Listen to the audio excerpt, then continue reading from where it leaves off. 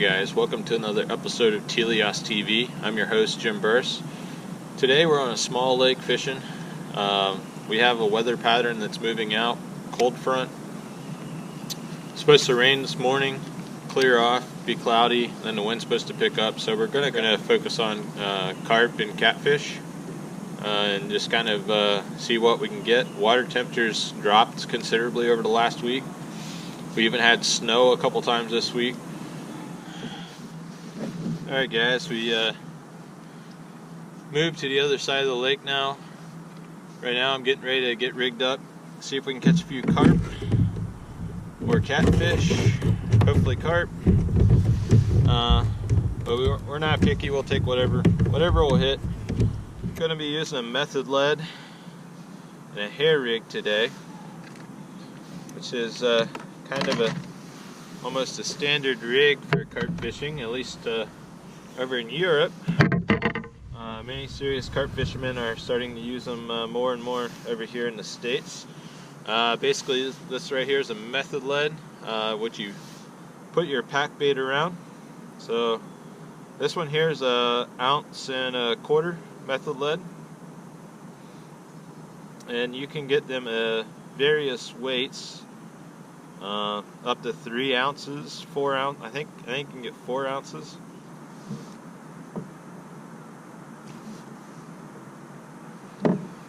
Now the water's flat, calm today, and I'm not seeing any carp activity.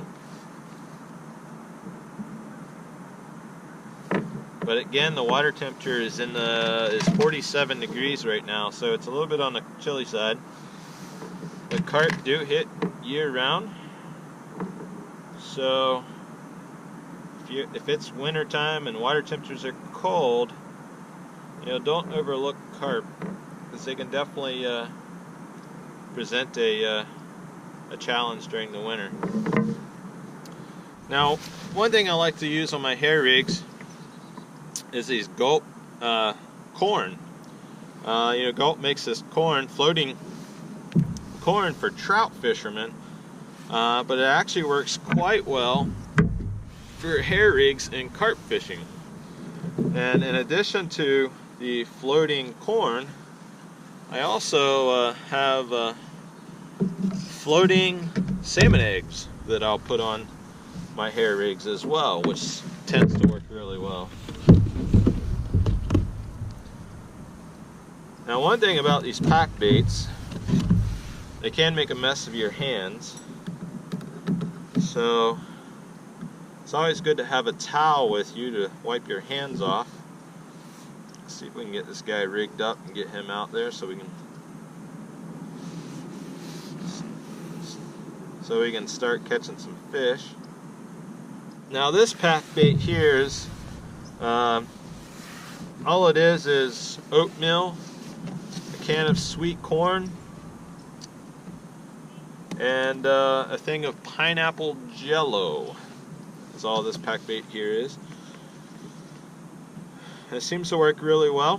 Now, the oatmeal really packs on a method lead really well. You can pack oatmeal onto a bare hook and it'll stick quite well. My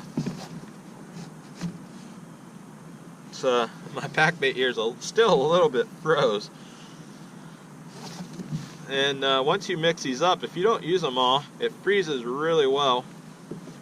And the one bucket that I have is actually from last season, and you just thaw it out, and then if you need to add water to soften it up, you can do that.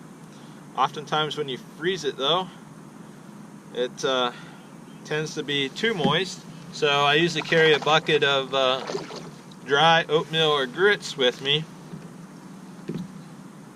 to dry it up a little bit. But here's our rig. You can see that our bait is on the top, and those method leads have fins on them, and one fin is solid lead and the other ones are hollow, and that solid lead will actually fall down through the water first. and leave your hair rig on top. That's the way they're designed, so your hook is not underneath of your bait. So we get that guy out there. We'll get this up. All right, got one. Oh. All right, guys, I'm hooked up with a carp. I think he's got me wrapped in some brush or something.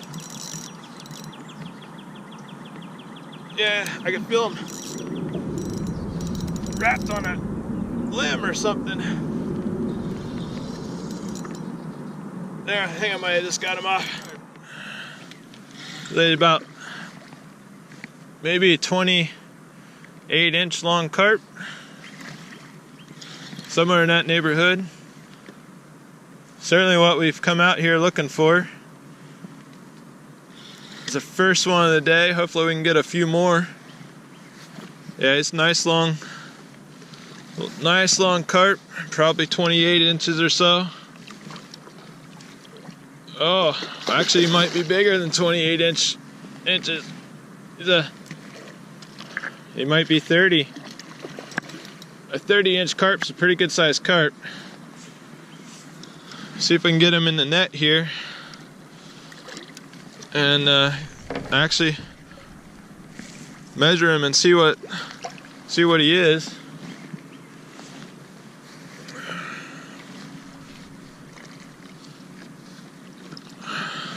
If I can get his head into the net,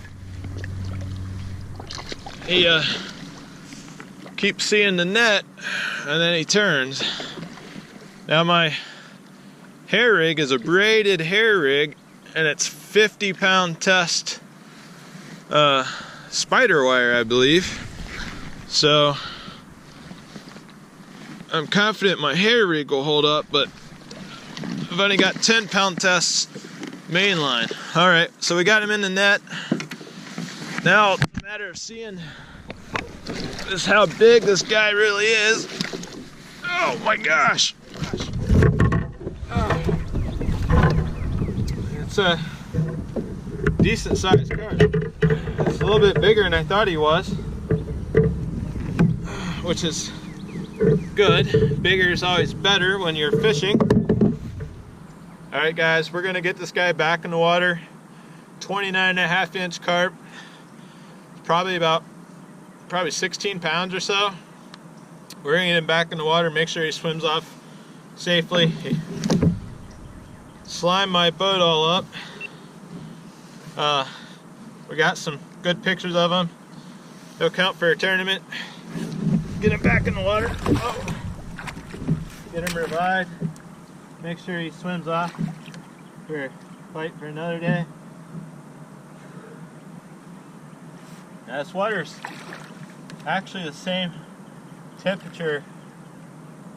This water is actually the same temperature as the air temperature. So that's good because that fish was not exposed to excessively high temperatures or excessively low temperatures compared to the water. Really, in a lot of lakes around the United States, carp represent some of the bigger fish that you can go consistently catch in fresh water. And when you use some of these techniques like pack baits, chums, and stuff like that, you can catch big fish throughout the day and throughout the year. And you know, it's really odd that somewhere like Europe, it's a #1 sport fish, or one of the top sport fish in that area, and then worldwide it's the #1 food fish. Carp are actually the most aquacultured fish in the entire world. Now when you carp fish, most of the time you catch common carp, which is what we just caught, but a lot of times you'll see what are called mirror carp. Now some people think that mirror carp are a different species, but they're actually not. They are a common carp as well, and they've actually been selectively bred to not have scales. Carp being the #1 food fish, they've been around for a long time, and people, what they've done is they've selectively bred common carp to have no scales. And the mirror carp that has the large and kind of sporadic scales is a product of that selective breeding.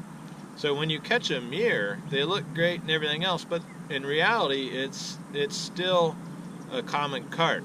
Now it has some genetic differences that allow it to not have scales or have the large kind of sporadic scales, but it is a common carp.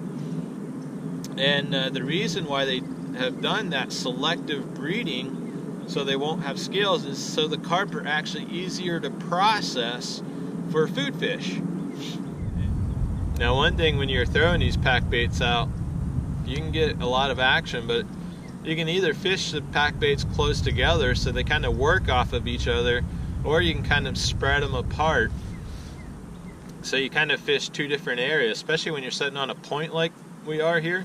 You could fish to the right, fish to the left, fish straight ahead, and kind of almost fish two different areas, two sides of that point, because you may have fish migrating on one side of the point from shallow to deep water that are not coming across the point, seeing your bait on the opposite side. Right now I have my baits kind of close together, about where we caught the carp earlier, and we're definitely getting some hits. I don't know if it's more carp or what, but it's kind of, they're hitting like carp. We'll have to see if we can get another hook up here soon.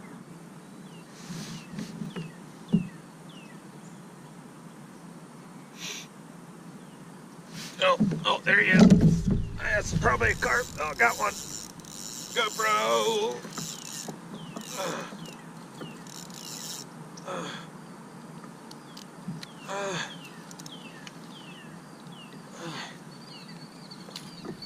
Alright, we just hooked up on our second carp. Now he's running right over our other line. Hopefully I can keep him out. Oh. Yeah, he went right over our other line. I don't think he got tangled in it just yet. But now he's running back. Oh my gosh. It's definitely a carp. Doesn't feel as big as the last one. But it's definitely a decent sized carp. Looks to be about probably 24 inches maybe. Let's see if I can, oh my gosh, get this guy in the net. He's definitely smaller than the last one. But he's not going to be that 30-inch fish we were looking for. But, you know, just after a cold front, you know, getting two big carp in the boat like this in pretty quick order is it's definitely good. We're getting some fish. And I thought he was in the net and he just started swimming away. Just started swimming away. Came right out of the net. I guess I did a bad job of fielding that one. Alright, got that guy in the boat. Woo! He's gonna beat everything up now. See if I can get this rod out of the way, get this fish dealt with, get him back out there and get our bait back out. Shove him and then get it back in the water. Alright, here's number 2 on the day. Beautiful little carp, 27.5 inches. Let's get him back in the water. It's kind of rough handling them in a kayak, trying to get pictures of him, so I'm going to get him back in the water, make sure he's okay, and then get back out there and see if we can get a bigger one. Ugh.